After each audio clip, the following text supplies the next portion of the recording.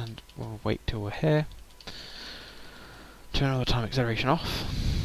Now we're going to want to go to the Moon apps, and we have to do things like this because we have kind of very low powered engines, so we have to kind of be careful that we're always preparing for our maneuvers. So I could manually kind of think, oh well, I'll just thrust when I'm at the periaps or whatever.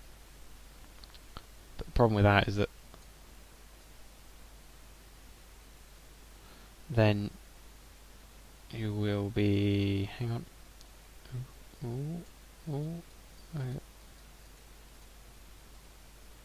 that's about fine. Then you won't know whether you're going to need like 5 minutes or a minute to do your maneuver. So I can see I need about a minute to do this maneuver. So I'm going to make sure I'm pointing to the towards my node. Oh, I've also got RCS on, which I want to turn off, just because I don't want it on. And then I'm going to time accelerate, and then make sure I don't go past it.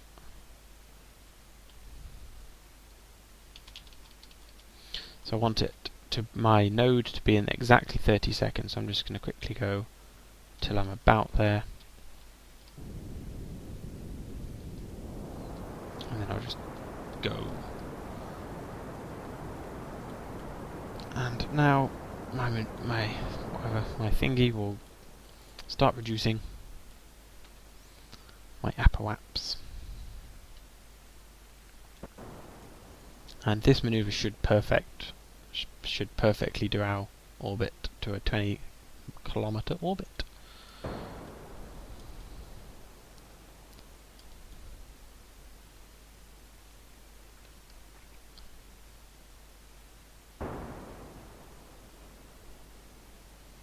So we've only got a couple of meters left, meters per second of acceleration to go. I'm going to stop when we're at 10, and then we'll very fine-tune that with our engines, which we can do.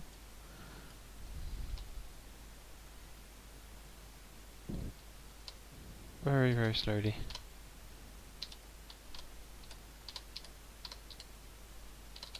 There we go. And we're just going to point prograd, and we can remove the maneuver, and you can see we're at 19 and 23, which isn't as good as it should be, but we can fix that, I suppose. We can make it slightly more circular. This is just pointless really, but there you go. It's 500 meters difference. Should be fine. Okay. So now I'm in orbit of the moon. I'm just going to focus on that. I want to be landing somewhere with lots of features, so I could either land in this big crater, or I could just land on the surface, really. There's another crater up here, but that requires quite a big manoeuvre to get there. There's also somewhere here. So what I think I'm going to do is I'm going to land in this crater, this end. So I'm going to go in this direction. So I want to be landing on the light side. If you land on the dark side, it's just the dark side. It means you won't be able to see, you won't have a shadow that's cast when you're landing. So you want to try and be landing not necessarily directly where the sun's pointing on, but like slightly off to the side, which just means you'll have quite a big shadow. So I'm going to want to be pointing retrograde, so I'm not going to do this without MechJeb, just because MechJeb's nice, but sometimes the automation kind of stops you thinking. And I've just realised that MechJeb's still on. So, wow, there's a lot of control in this.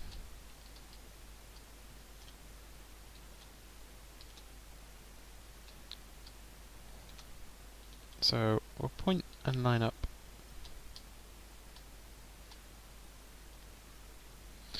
And if we start thrusting, you'll be able to see our periaps is gradually reducing. And also, if we go on landing guidance, we can click Show Landing Predictions. Now this won't do anything yet, But if you keep thrusting and your parallax reduces, you will see you'll suddenly get a landing prediction, which is there. And we want to keep going until that's about slightly to the right of where you want to be landing, because when we're about here, we're going to want to add a maneuver to shrink our orbit to a bit more of a like that kind of shape. So that is what we're going to want to do. So I'm going to line up with that maneuver node. And it's odd using maneuver nodes like this, but it's just a nice kind of way of doing things. So I have 4 minutes left till I need to be doing my maneuver. So, but my maneuver will take 1 minute. So that's quite useful because it allows us to be able to see that we need about 40 seconds-ish should be fine. So we'll start thrusting now. Make sure you are perfectly lined up with your maneuver node. Also going to click caps lock, which will turn on fine controls, which just means I can really fine tune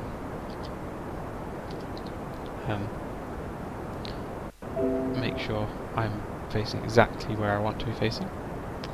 And also, if we click on surface info, this will show us our vertical speed and also our horizontal speed. Now the horizontal speed we want to get as low as possible, and the vertical speed we don't want to let it get too high, but anything about that is fine. We should be able to reduce that fairly quickly. That's my watch. My watch beeps every hour, so it's just reminding me that it's been an hour. So now 9 o'clock in the evening. So our manoeuvre's almost done. Our horizontal speed's getting lower, which is good, and vertical speed is actually increasing. So I'm actually just going to get rid of this manoeuvre because I don't really need it anymore, and wait until our horizontal speed gets very low. We only want to be going very kind of slowly. And now what you can do, I'm just going to save. You should be able to see that the retrograde marker is slightly offset. You want to be pointing like beyond that. So if you make a line from where like 90 degrees is, then your marker, you can just see it's kind of corrected itself. And now, even without looking at that, you've kind of lined up your orbit kind of really well. So make sure your lights are on, because your lights will help you in landing well. And you want to be thrusting loads, because I've just realised my vertical speed is quite high. So you can use your retrograde marker to kind of make sure you are aren't waving off and travelling sideways, because you don't want to be moving sideways when you're landing. It's my biggest problem when I was first playing Kerbal Space Program, is that I could never land on the moon because I was always travelling really fast sideways and I would never know how to stop it. I'm actually just going to thrust loads now. I'm actually just going to travel sideways a bit because I don't want to land right on that ridge.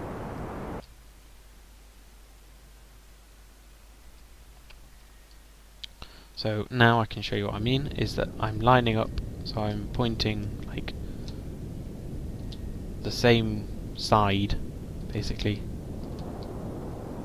as my retrograde marker. Now we should start seeing my shadow fairly soon, and I'm just making sure I'm reducing. You can see my lights are now coming into effect. Okay, so now you can see our true altitude is 100 meters, and make sure we're still making all our corrections because you don't want to move sideways. And we don't want to be going too slowly, so very quickly kind of make little changes.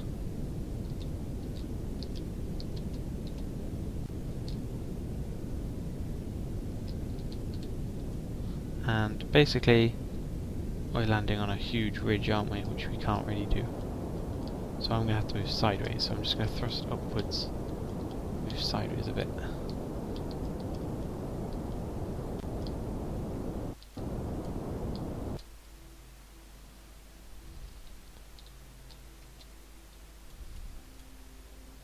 Just that I don't want to be landing right on that edge. Okay, so that should be better.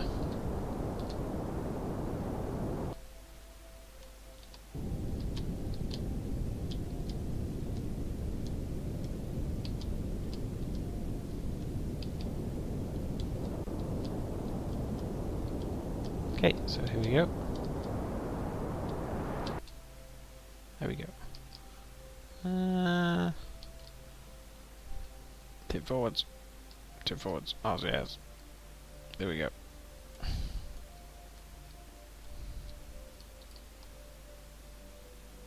So we're still on a big slope, but that's partly my landing site choice. I should have landed a bit further down here.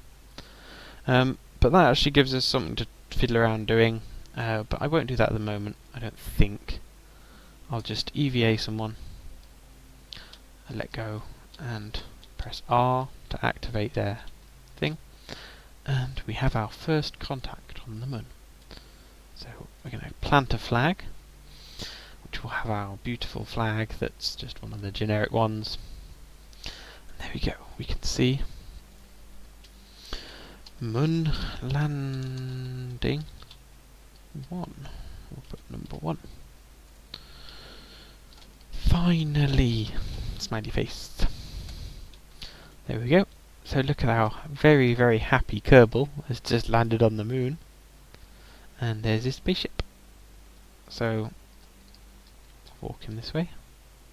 That'd be quite a good picture. If only we didn't have the UI. Ah, well. Anyway, I'll just activate his jetpack again. And we can thrust upwards with shift. And I want to very carefully grab... Oh no, oh, we've knocked MechJeb off. Oh no, we haven't. Have we? Oh, I thought we'd knocked MechJeb off. There we go. So we just want to grab on, get inside. Then what we can do is we can click on Translaton, and I will actually show you this. If you click keep vertical and also kill horizontal speed, you can then type in you want 1 vertical speed, execute. That will automatically adjust your thrust and basically put you travelling upwards but no horizontal speed. If you turn off horizontal speed, you can turn yourself sideways and it will adjust your thrust perfectly to keep you still travelling upwards at 1. What I can do is change that to 0 now.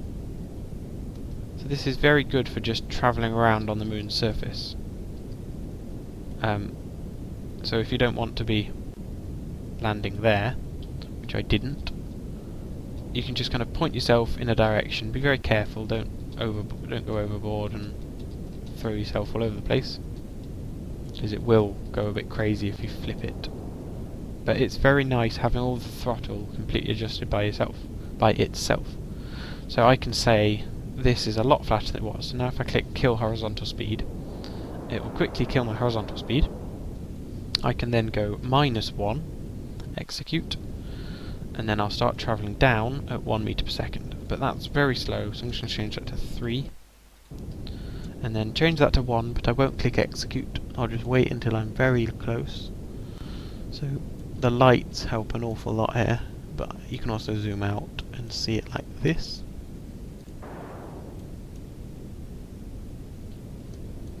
And this is a very easy way of kind of travelling around the surface without going all over the place. So you can do very neat manoeuvres. So that was where my first landing was, but it was quite on a slope. This would have been a lot more suitable because this is almost completely flat. But now I can turn that off, and then I'm landed, and I can click SAS, save, and there we go. That is our moon landing, or Mun landing, sorry. I'm not very... I always use the kind of human terms rather than Kerbal terms. But yes, there we go. Lights are all good, and we still have a fair amount of fuel. So we have a maximum of 1,000, we've used about half of it, so we could easily get back. Bearing in mind, a lot of that tank was used putting us in orbit anyway of Kerbin. It's quite a bit, and we have also adjusted quite a bit when we were down here, so we've used quite a bit of fuel really. Anyway, thank you for watching. I hope you enjoyed this episode, and hopefully I'll see you in the next one. If you really like this episode, please like it, and favourite it if you really liked it, and subscribe if you want to see more. And please leave me any comments or suggestions or feedback about this video, or anything you would like me to try in this game, or any other games you would like me to try. And I look forward to hearing you, and hopefully see you in another video. Goodbye.